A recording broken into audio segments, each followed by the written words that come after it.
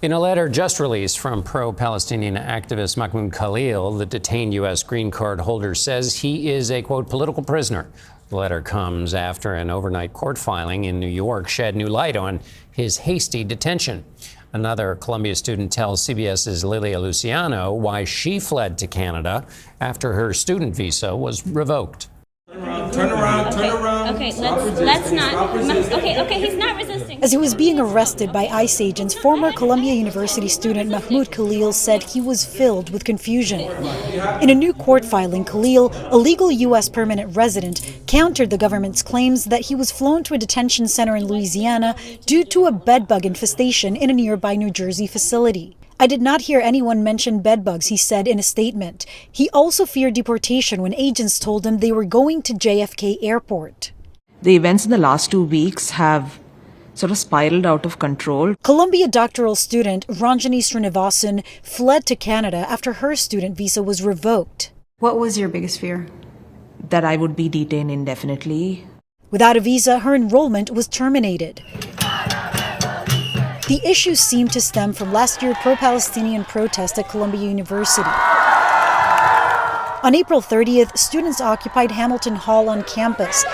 That night, NYPD officers arrested hundreds at various universities, including Srinivasan, but she says she was not involved. You were not inside Hamilton Hall? No, I was at a department picnic with my friends and faculty. You weren't even protesting that day? No, I was on the way back home. Saw barricades and police. I think the police charged at us. She was cited for obstructing the sidewalk and failure to disperse. Both of her charges were dismissed, but according to DHS sources, she did not include those citations in her visa renewal application. In a statement, DHS accused her of being involved in activities supporting Hamas without sharing any proof. Secretary of Homeland Security Kristi Noem said that you are a terrorist sympathizer. I just found it absurd. I'm not a terrorist sympathizer. For now, she's stuck in limbo and hopes to clear her name, return to the U.S., and finish her degree. Lilia Luciano, CBS News, New York. The Trump administration also wants to deport the Palestinian activist Mahmoud Khalil, who led anti-war demonstrations at Columbia University.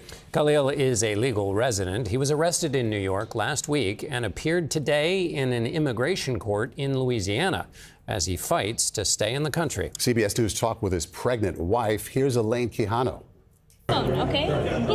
This video shows ICE agents arresting Mahmoud Khalil a few weeks ago. He was one of the leaders of protest last year at Columbia University, demanding a ceasefire in Gaza. You guys really don't need to be doing all of that. Khalil, a legal resident with no criminal record, is being held in a detention facility in Louisiana, where he's fighting deportation. My husband was taken away from me in the middle of the night. It was one of the most terrifying times of my life. His wife, Noor Abdallah, shot the video of her husband's arrest. She spoke to Aaron Moriarty for CBS Sunday Morning. I understand him not wanting to take those precautions. What do you mean precautions? Wearing a mask and just trying not to be so visible. Because for him, that's such an important piece, and standing up for the rights of his people is so, so important. And so I do understand why he made the decision that he made, Do you think, though, that made him a target? I think it definitely did. Abdallah also said at first she thought her husband's arrest was a misunderstanding and that he'd be home in a few hours. He remains in detention in Louisiana. His next hearing is April 8th. CBS News has learned lawyers for a detained Tufts University doctoral student will make their case tomorrow to have Rumeysa Ozturk released from a Louisiana detention center. Ozturk and others identified as pro-Palestinian activists have had visas revoked or their legal status challenged by the Trump administration, citing a provision in America's immigration law. For tonight's interview, we are joined by Professor Genevieve Lakier, First Amendment scholar at the University of Chicago Law School. Thank you so much for being with us. Can you help us understand what authority the Secretary of State is using to remove these students? Sure. So it's using a provision in federal immigration law that gives the Secretary of State broad power on its face to cancel the visas or deport anyone who, when necessary, to further the foreign policy interests of the United States. This is a, on its face, broad provision, but it is a very exceptional provision that has been used very rarely, so we know relatively little about it. And so does the Secretary of State even have to articulate what the compelling foreign policy interest is, or can he just assert it and that's all he has to do? You know, the general principles that apply when the government is targeting people for their speech, as it clearly is in this case, is it has to make clear the basis for its actions. And presumably this applies here as well. And the Secretary of State definitely has articulated the bases. He said that Khalil and the other activists who are being detained or deported for their speech, they engaged in speech that was anti-Semitic and therefore contrary to the policy interests of the United States. This is an incredible basis for exclusion because it suggests that what the government is targeting here is people's political expression, their willingness to articulate positions that they think are pro-Palestinian and that the administration considers to be anti-Semitic. And so it is a direct challenge to the general principles of the First Amendment that say, look, the government can do many things, but it cannot target or punish people because it doesn't like their political viewpoints. This is understood to be at the core of what the First Amendment protects. And I want to get back to that, but let me step one step back, which is our green card and visa holders afforded the same First Amendment protections as as the rest of American citizens. Well, I guess it's important to say that all persons in the United States enjoy the right to freedom of speech. The First Amendment protects every single person in the United States. That said, courts have held that non-citizens have weaker First Amendment protections than other citizens, than citizens. The protections afforded to permanent residents, to green card holders like Mahmoud Khalil, are the strongest among non-citizens because of the deep connections they have to the United States. And as your connections get weaker, your protections get weaker too. But even then, everyone in the United States has the right to freedom of speech, and the court has made clear that at the core of the First Amendment is a prohibition against viewpoint discrimination. Justice Alito, one of the most conservative justices on the Supreme Court, said just a few years ago that viewpoint discrimination is poison to free society. And so for the government to be wielding a kind of viewpoint discriminatory basis for exclusion here is a truly remarkable thing. And we have about 10 seconds left. And the basic principle of the importance of free speech, remind people again as we go out the door, is what? It's in a democracy, it's not up to the government to tell people what they think. It's up to people themselves. And if the government is punishing or threatening people who express divergent points of view, it not only harms them, it harms all of us because it deprives us of the right to hear a variety of views, some of which are going to be antagonistic or critical to the government. We begin tonight with two courthouses and two rulings on President Trump's immigration crackdown. In one, an immigration judge allowed the deporting of Columbia graduate student Mahmoud Khalil to move forward. In the other, a judge says administration lawyers must report the steps being taken to reverse the deportation of Kilmar Abrego Garcia. CBS's Lilia Luciano joins me now. Lilia, let's start with the Mahmoud Khalil case. What's the update with him? Well, this was a surprising ruling for anybody who was not following this from the beginning. I remember interviewing the attorneys for Mahmoud Khalil, and they told me there was no explanation for why he was taken to a court in Louisiana other than to find a friendly court. That said, you have to keep in mind the provision under which they're seeking his deportation. It's really up to the Secretary of State himself to decide that his presence in the country represents something that goes against foreign interests or foreign policies of the United States. And so it's not that bar where they needed to present crimes, and this is from consulting some attorneys, but it is what the judge seems to have decided is that the Secretary of State, that she doesn't have the authority over the Secretary of State's decision to call him a maximum a foreign security threat in the United States. Now complicated. Thank you for doing that. That's Khalil. Now, Abrego Garcia. The Supreme Court ruled on that, and then now also there was a district court judge hearing. What happened there? Once again, we saw the attorneys for the government not really answering the questions that the judge wants to know. The big questions today were, where is he? What is his status and under which jurisdiction? And once again, after that Supreme Court ruling that sent this case back to the court, the judge seemed somewhat frustrated that the attorneys for the government are not saying that they know where he is, are not responding to these questions, seem to be skirting these questions. But as you and I know, President Bukele is meeting with President Trump on Monday. Secretary of Homeland Security Kristi Noem was inside the prison where we all believe that he is we were inside that prison, it does not seem impossible for the government to actually retrieve Abrego Garcia and bring him as this court is ruling. Right. Not a mystery to them. Lilia Luciano, thank you. For more on these cases, I'm joined now by CBS News legal contributor and Loyola Law School professor Jessica Levinson. Jessica, can we start? Let's start with the case of Mahmoud Khalil. Give us your understanding of what that judge ruled and how much we should interpret, exactly on what grounds the judge ruled and how far we can take it. Well, as you and Lilia were just talking about, I heard the judge essentially say, I don't have jurisdiction to second guess the Secretary of State. So we're talking about a federal statute, an immigration law, and this law gives the Secretary of State, as you two just discussed, broad authority to say there is a potentially serious adverse foreign policy consequence. I am almost quoting word for word here. If that sounds broad, it's because it is. And what we have is an immigration judge saying, I don't see in the law that I can say, no, I disagree with you. So that's the authority, and that's where we are currently, is judges essentially doing what they often do, which is give deference to the executive when it comes to foreign policy decisions. So it's not so much a thumbs up, you've met the requirements of the statute, it's I can't rule on this, it's out of my jurisdiction, essentially. Yeah, John, you and I talk so much about judges and their role, and are they going outside of their lane when it comes to certain issues? And I think this is a judge saying, I'm looking at the statute. It says that the Secretary of State gets to make this determination, and the Secretary of State made a determination. That's how I'm reading that decision. Now to the Abrego Garcia case. What exactly did the Supreme Court say? The Supreme Court said that the district court essentially was correct, that they need to facilitate his return to the United States. The Supreme Court did say that you said facilitate and effectuate, trial court. Go back and clarify what you meant by effectuate. The district court, then the case goes back to the district court. The district court said, government, give me an update. Where are we on this? The government responded, basically, we need more time, which is very close to we're not complying.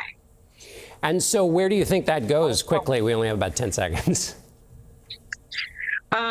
It depends. This is an important moment. Does the government come back with the information that the trial court said it needs, or does the government continue to try and slow walk this?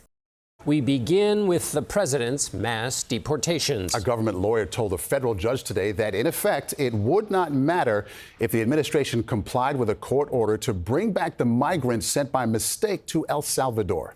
That is because, the lawyer said, Kilmar Abrego Garcia, alleged to be a gang member, is no longer eligible for protection from deportation and would be deported again. The president has said he is first deporting gang members and criminals, the worst of the worst among migrants in the country illegally, but he is also seeking to deport others, including Mohsen Mahdawi, arrested yesterday in Vermont. Mahdawi is here legally, but the administration wants to deport him, claiming he could undermine the Mideast peace process. Lilia Luciano has more about Mahdawi and the group pressing the president to deport him and others like him. Lilia? That's right. Look, we were wondering, how is it that among the thousands of student protesters in college campuses around the country, the federal government landed on a few who they're targeting for deportation? Well, our month-long reporting took us to an activist group that then led us to this one man who is today in federal custody fighting against his deportation. This is Mohsen Mahdawi. He was one of the students leading pro-Palestinian protests at Columbia University. Mahdawi is Palestinian. He's also a permanent U.S. resident. We come here and we stand tall.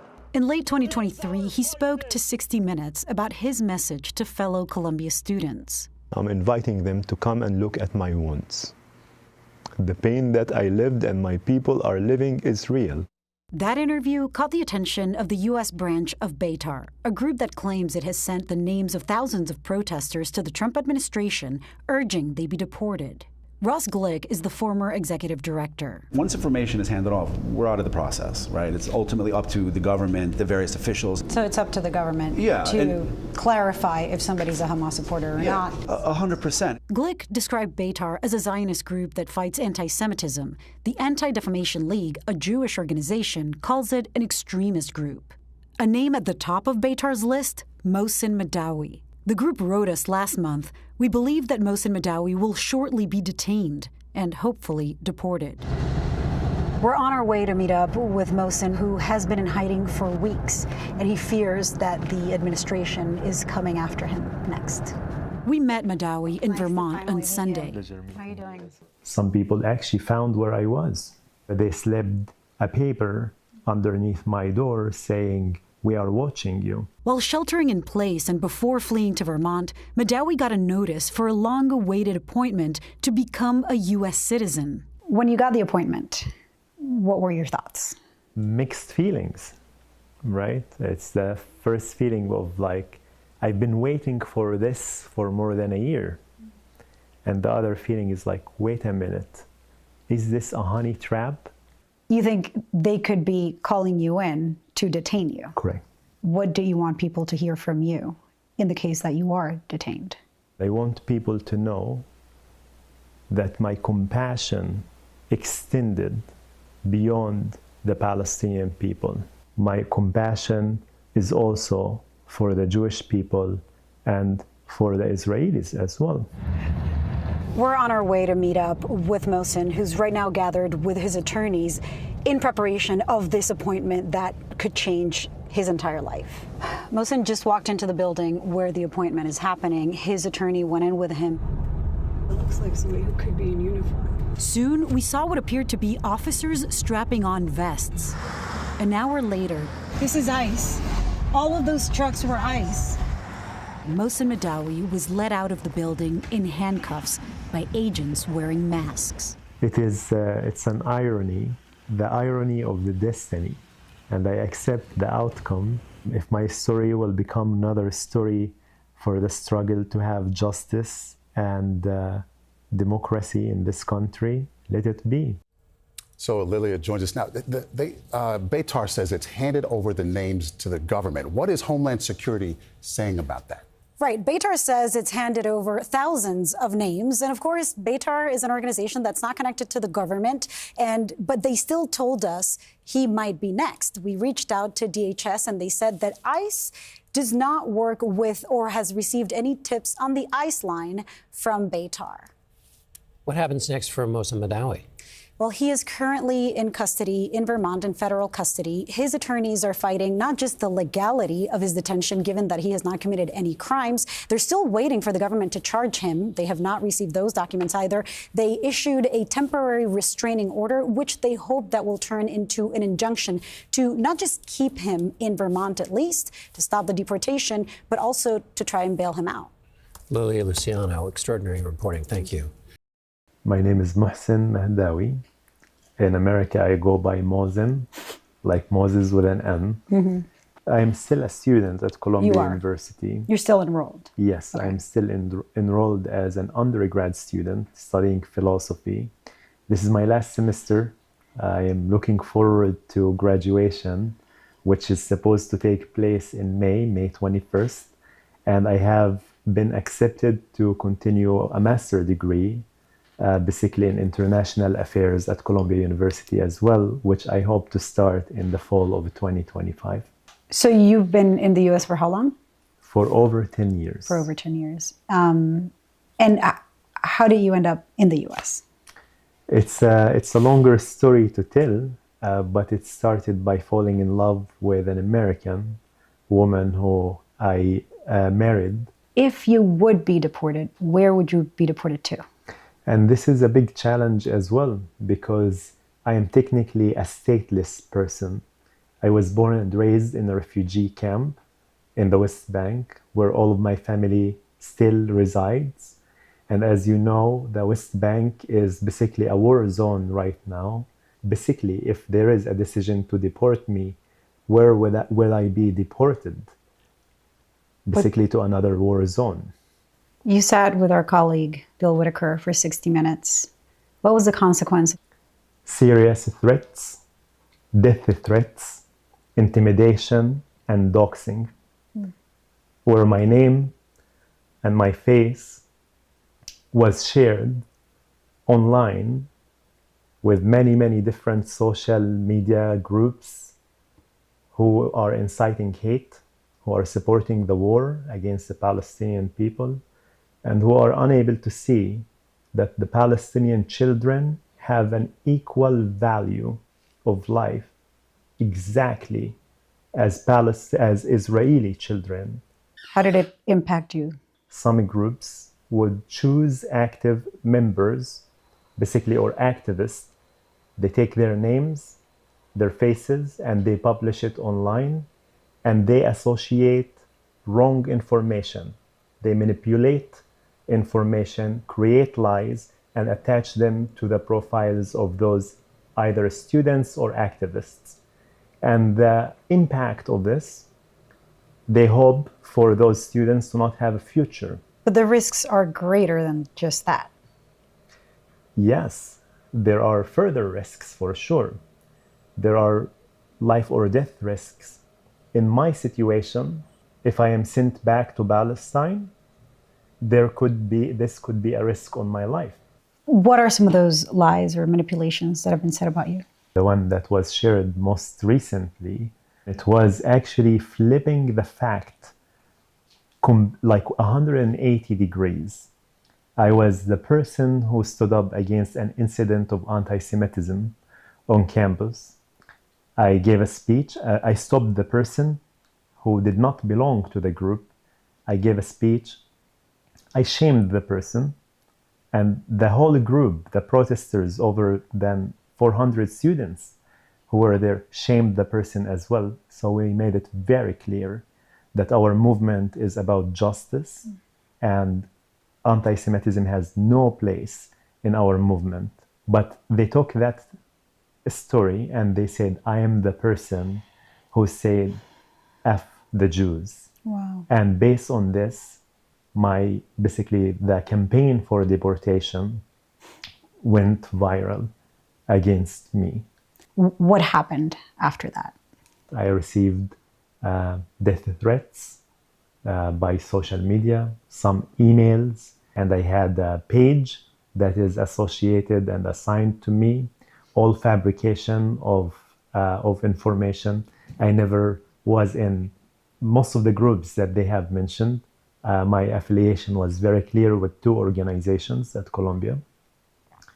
And also they said that I am actually promoting violence, which is not true. Some people actually found where I was, and they came to my place where they slipped a paper underneath my door saying, we are watching you. How long have you been hiding? March 9th or 8th.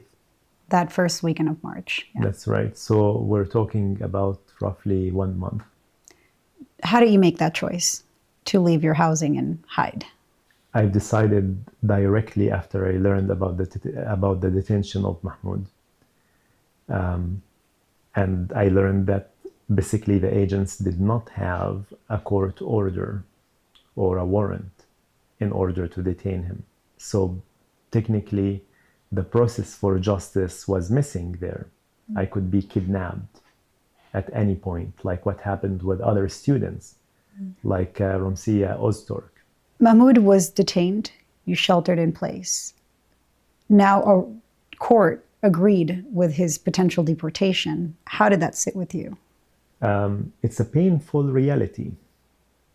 It's a painful reality that we live in the United States, the country of the free world. So when I see a court decision saying that he is deportable,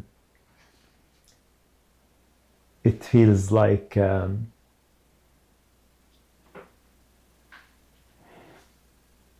it's heart-wrenching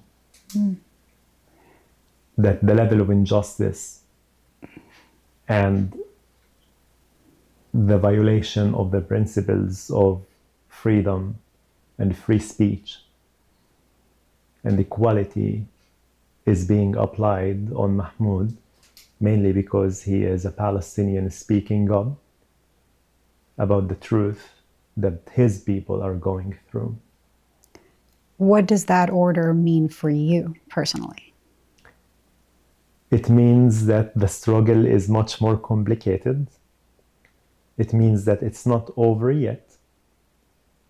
It means now that the struggle between the Palestinian liberation and basically democracy are much more tied. The American people are realizing now that there is strong correlation between the injustice that's happening in Palestine and the injustice that's happening here and the attack on free speech. There's an appointment that you're showing up to. Correct. What is this appointment for, and when did it come in? This appointment is for my citizenship application, the N400 application, which is a naturalization process. It was scheduled on March, I believe, 27th. After your name has been out there. Yes. Obviously. And during my time sheltering in place. Is this an appointment you've been waiting for years? I've been waiting for this appointment since February of 2024. Okay. It was expected to be the window for it between November and January. When you got the appointment, what were your thoughts? My mind went, mixed feelings, right? It's the first feeling of like, I've been waiting for this for more than a year. Mm. And the other feeling is like, wait a minute, is this a honey trap? Will I get detained there? You think they could be calling you in to detain you? Correct. If that's the case, why was it important for you to speak with us before showing up there? Because I believe that this story is very important for the American people. And because I believe that if I get detained tomorrow, Monday, this detention would be unjust and unfair and in violation of the principles of this country. When you think about perhaps the Khalil case where he was taken at night and we were not able to hear from him after, what do you want people to hear from you in the case that you are detained? I want people to know that the work and the activism that we have done was centered in the energy of love. Mm. We did it because of our love for humanity, our love for justice, our love for human rights. And I want people to know that my compassion extended beyond the Palestinian people. My compassion is also for the Jewish people and for the Israelis as well. So people need to actually look at both sides and figure out what is the truth, because the accusation that the Palestinian cause and the pro-Palestine movement at Colombia was anti-Semitic is a false accusation, and it is unjust accusation. You've had time to think about what's happening to you and others. What do you think is the ultimate goal? The ultimate goal, as I see it, is censoring people, preventing them from sharing their truth and controlling them by fear. You say you're not hiding, you're sheltering in place, but people don't know where you are. Mm-hmm. Why is that? Because basically I am in jeopardy. I mean, my freedom is in jeopardy. The courts have not ruled yet on this situation clearly. I believe that the track will be corrected, but now it's a matter of time. It's a storm. Mm. The way how I see it, this is a storm. When there is a strong storm, we shelter. When the storm is over, we go out again. The storm is not over and you're showing up to this meeting. Why? Because I believe in the cause, the Palestinian cause, and I believe in justice. This meeting, because tomorrow could be actually the day where the storm might take me away. And then my voice may not be heard for a very long time. So I am giving this interview because I have faith. Faith in the people who have open hearts and who don't want to shut their eyes, who want to see the truth for what it is. My people are dying. My family has suffered. My cousins, 6 cousins have been killed. My uncle, I saw him killed in front of my eyes as a child. My best friend was shot in front of my eyes. I was shot in my leg. And all of these efforts are there to silence me, to say nothing about these stories that deserve to be heard. I believe in the American people and their ability to see and to feel. I am not intimidating anybody. And I want my people in Palestine to have equal rights to my people in America. Do you know what the consequence would be of you not showing up to this appointment, since you suspected could be a honey trap, as you call it? The consequence is losing an opportunity, even though it might be a very small opportunity of having the citizenship. And on the other hand, continuing to shelter in place for a much longer time until this storm is over. The way I see it, you walking into this appointment could go, either you are detained, possibly en route to be deported, or you become an American citizen. What would becoming an American citizen mean for you? I am stateless. I've never really felt at home, because to feel at home is to feel safe and loved. And safety never was provided to me. To be able to sleep in my house without worrying that the soldiers would break into my house. To be able to travel from my apartment, usually, to my campus without being detained or stopped by a checkpoint.